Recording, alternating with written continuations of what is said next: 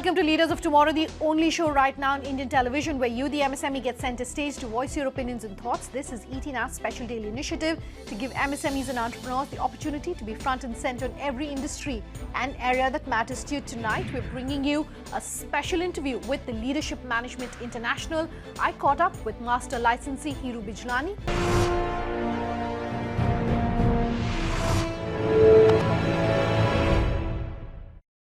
Dr. Bijlani, thank you very much for being with us here tonight to talk about leadership, how leadership is evolving in India, and what the viewers of our show should know about leadership and why it is so important for every company, no matter what the size of the business is.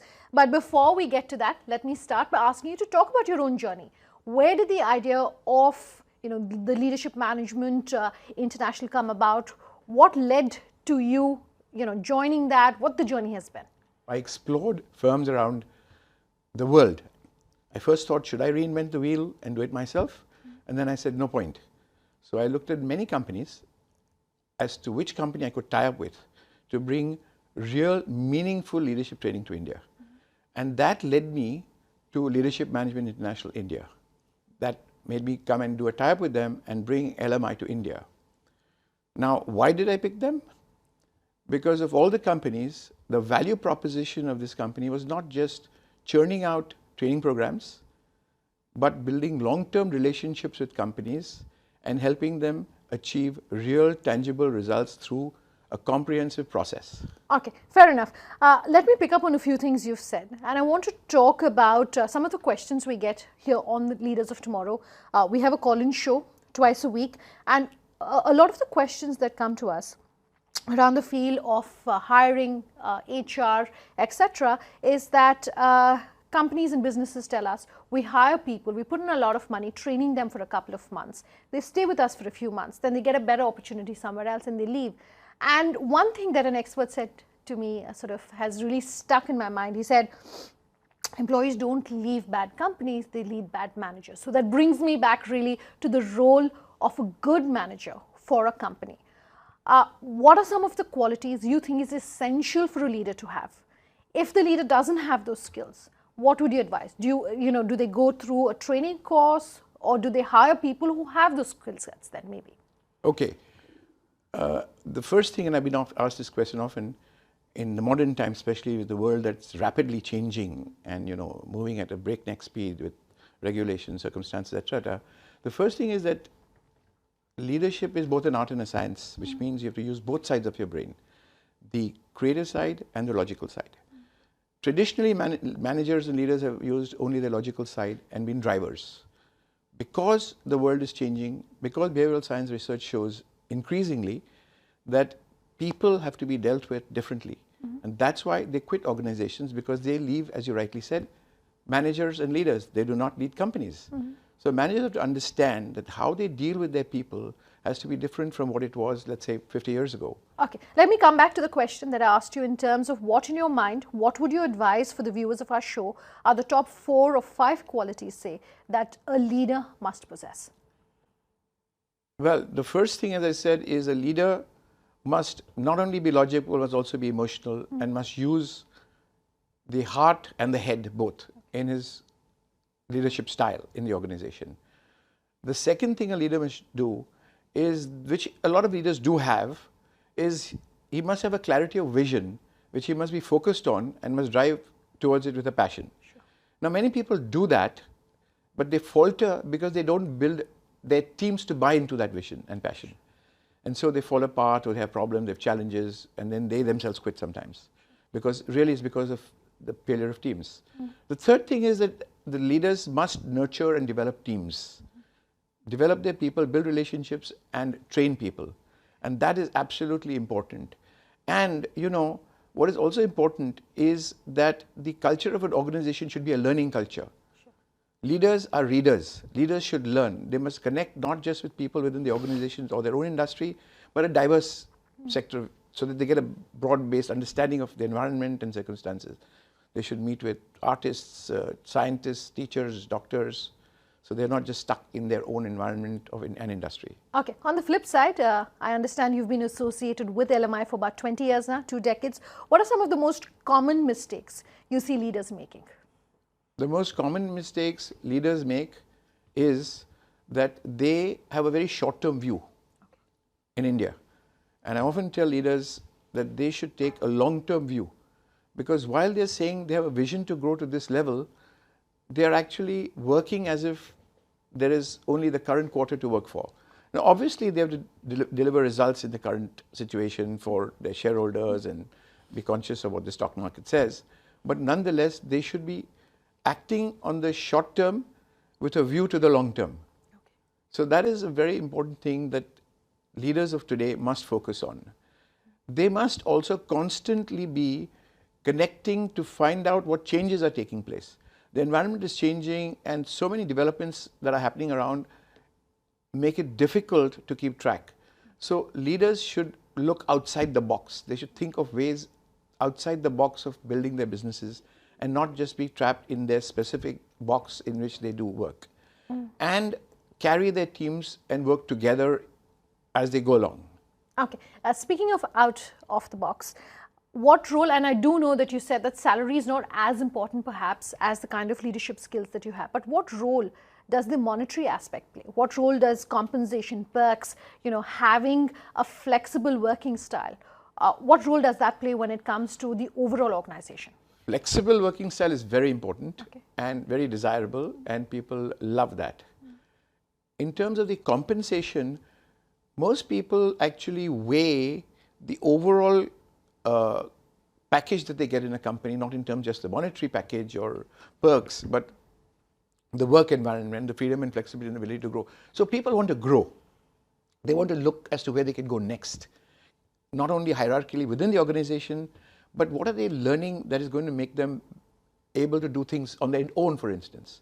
So they want to learn much more of the business, of the organization, and build relationships. So people have to get opportunities to grow and be themselves. Okay. One hears a lot about culture when it comes to any organization. How do you define culture in an organization? And also, how can managers and leaders ensure that culture is not just something that is top down, that's being enforced by the leaders, but it's also bottom up? Yes. Traditionally there was the theory X and theory Y style of management. Theory X was top down driver, results focus, not focus on people. Theory Y was people focused. You actually need to combine the two optimally to get results. But I would say that what is veering these days is moving towards more being people oriented. And the bottoms up happens when you devolve authority along with responsibility. You don't just give people responsibility, but you also give them authority to be free and flexible. And that enables to build a culture of people working together as teams and working well. I have a slightly more basic question, in fact, speaking of culture. How do you define the culture of the organization? How do you decide that this should be what my organization stands for? The culture of an organization is a function of how happy people are. Okay. If people are happy in the organization and there is low attrition and they are encouraging others to join them, they are bringing people to come and work in the company that they work in. Okay. It shows that the organization has a very positive culture and a culture that can grow and build itself in the future, especially if it's a young new organization or an SME. I want to talk about training at this point of the interview. Yes. Is there enough understanding in India Inc. about the importance of training? Do you see enough companies doing it? And do you see enough small businesses really understanding the importance of training? Actually, yes and no. It's only recently that companies are beginning to understand the importance and need for training. The older companies have had that culture, but they're again set in stone based on what they have globally or in large organizations. Smaller companies are actually groping and struggling to find help in whatever way they can.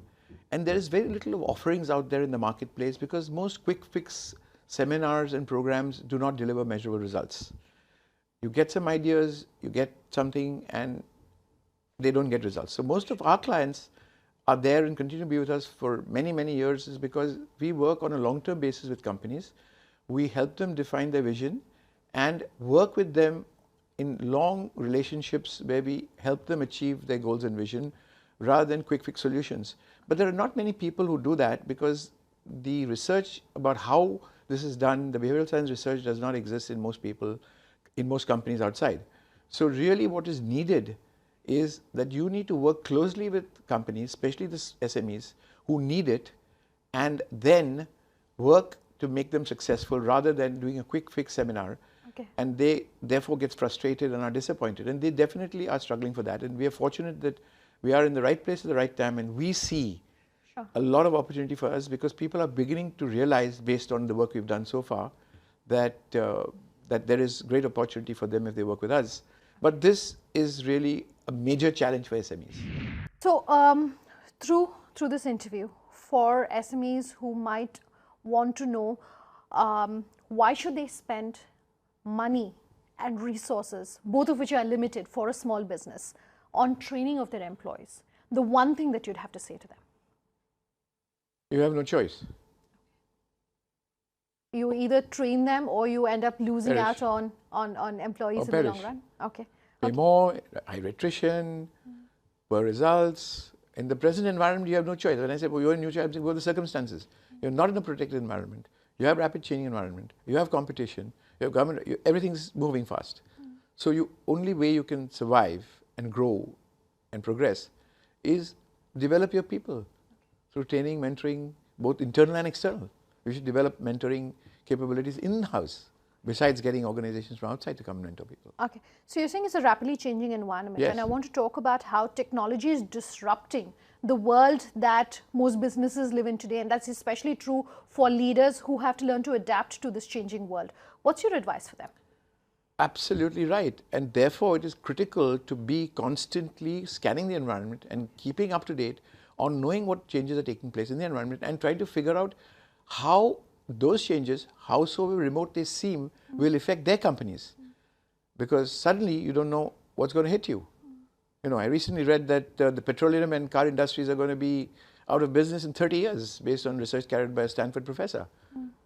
So now how is that going to affect other businesses? Is what you're going to get ahead of. So be aware of the environment and learn as much as you can, as fast as you can. And don't be stuck in where you are. How much of what's happening globally should influence an Indian business leaders, leadership style? Well, I think it is an evolving thing, and I don't think you can say that it should influence Indian businesses dramatically. But you have to learn from what is happening in different environments and cultures. And as I said, it's very diverse. So I think we could learn a lot both from the West and the East in cultural styles. We are somewhere in between. Okay. So how often do you do these programs for a particular organization? How often does a manager who's, learned about a business process, learned about leadership styles, etc., need to then constantly keep updating himself or herself? See, our process is not a quick one-day seminar because seminars don't work. As we say, they are transactional. The retention application of a seminar of 1 or 2 days is maximum 2 to 5% over after 5 or 6 weeks. Okay. So the research carried out by the American Society of Training and Development. So our programs based on research go through a long process. So we work with companies, find out what they want to achieve through a period of 3 to 6 months, work with them over long stretches, interact with them, define their goals, and then help them in sessions that we hold once a week or once a fortnight, progressively achieving results and making a transformation of behavior and attitude change, which is very difficult and a slow process. Therefore, we do not try to churn out a large number of participants through our training programs. We work closely with companies over long relationships, and some of these relationships run for decades. We've had companies who have been working with us for 20 years. Okay. And therefore, it's a long, slow process of ensuring measurable results and helping people develop not just their business goals, but also their personal goals. Okay. Because again, research shows that a person who lives a more balanced life is professionally more successful. So our programs take you through not just your professional life and professional goals, but also help you improve your personal life and achieve things that you've been frustrated and not able to do or not find time, enabling you to find that time to spend time with family, spend time with people that you want to do on your health. So really, we try to develop people holistically through our programs. Dr. Bijlani, thank you very much for being with us here on Leaders of Tomorrow.